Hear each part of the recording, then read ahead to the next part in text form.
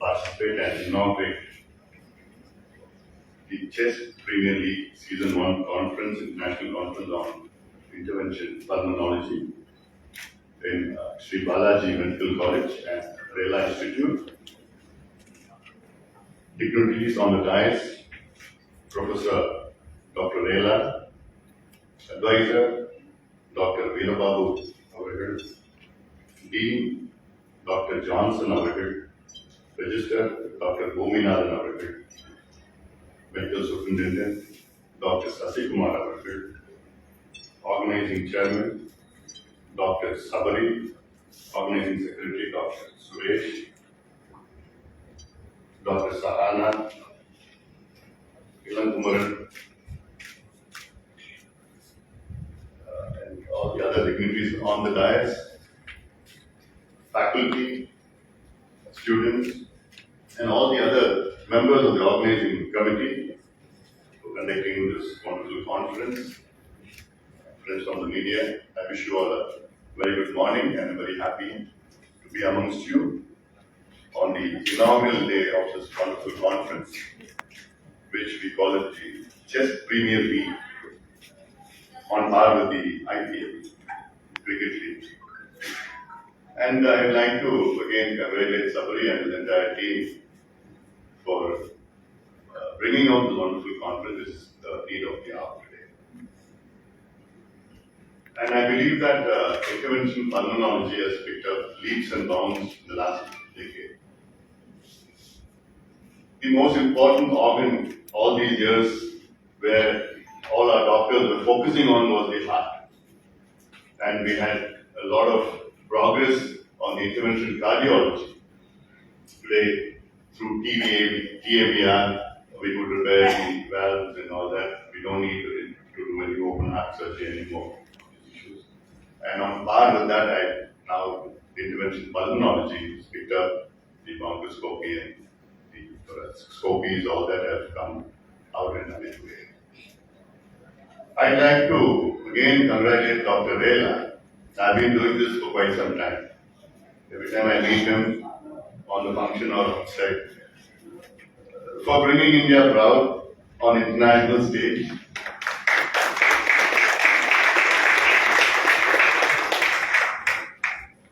And we are all very proud of you, Doctor. Keep up the good work. And your initiative has motivated hundreds of doctors coming back to India who have all gone abroad. And like you rightly said that today there's no need for anybody to go abroad to get any treatment because everything here is happening in India. And we have a reverse migration. People have gone like earlier, Dr. Trehan, Vedanta Hospital, he's come back, and then we have stalwarts like Dr. Rela, who's come here and proved that you could achieve in staying back from India. I'd like to again say a few words about the issues going on around the country today. And 2 years down post-COVID, we are all recovering back, and I don't know what's going to be the normalcy now. The last 2 years has been terrible for all of us. Every individual in the world has been affected by COVID. Every individual. I could vouch for all the 7 billion individuals living here, because anyway, directly or indirectly, the way of life has changed, our thought has moved on, and in fact, the work culture has changed. Everything has changed post-COVID, and I don't know what is going to. We're going to look at the future, because in 2002 we have seen SARS, 2002 and early 2003. Then 10 years down, 2012, we have seen MERS. And then again, after nearly short of a decade, again we have seen this COVID-19. And I believe that all these changes are due to climate change, global warming, which none of us are acknowledging the effects of that. and foresee a lot more newer diseases which is going to be affect us, whether it's viral or bacterial or any other thing like this. We have to be prepared for it. And we have to think on those lines of climate change and climate mitigation, adaptation, and rectification, which is going to be a very, very hard concept. And it's not an individual issue, it's just a collective issue. Issues about countries need to be more proactive. I've been talking about climate change in every forum, whatever possible way. And I see that we're going to face a lot of challenges. Not only currently we're facing a challenge about floods, and I believe in the days to come or the years to come, we are going to have a situation where we are going to have rainfall, enough of rainfall. In fact, I'm digressing a little bit from the conference because I don't want to get into the nitty-gritties of the technical part of the conference, but I just want to give an overall view of both, issues which is going to affect us in a big way in the days or years to come. Earlier, the monsoon for us was 45 days, both the southwest monsoon and the northeast monsoon. Northeast is what we started 3 days ago. And today, the monsoon has shortened to about 30 days. When we had a 45-day monsoon, the average rainfall of Tamil Nadu was 900 millimeters. Today, it has increased to 950 millimeters, increased by 50 millimeters, but the days of monsoon have shortened from 45 to 30 days. And the years to come, it's going to shorten further to about 20 to 25 days. So we're going to have rain pouring out on us just about a week's rain in one day. So we don't have facilities to collect the rain because whatever pouring, it's going out, going to the sea, and literally 10% is going down. So that way we are going to have a lot of problems. Infrastructure needs to be created. And coming back to what Dr. Vela has said about medical education in this country, he's right. We need more infrastructure, we need more doctors for 1.4 billion population. We need more than 1 million doctors, and especially what he said about postgraduates. We have facilities, but then the regulatory concept of manhandling or mishandling these facilities with the Medical Council of India, now we have the National Medical Commission. All these concepts we have, but they are not, I'm sorry that they are not that proactive so as to augment our medical education or our human capacity, the specialists. So, for a 1.4 billion population, we don't have many psychiatrists, we don't have many nephrologists, we don't have as many cardiologists as the problems we're having, and of course, liver specialists. So all that now we have these facilities, and like Dr. Ella said that yes, we need to be more proactive. The government needs to be more proactive, and saying that if a medical college doesn't have a ladder, then no permission is given. If the bathroom door is not functional, then the permission is denied. So and I have been through this. I know that I have been through this, and I tried my best during the 5 years of my tenure to rectify this issue.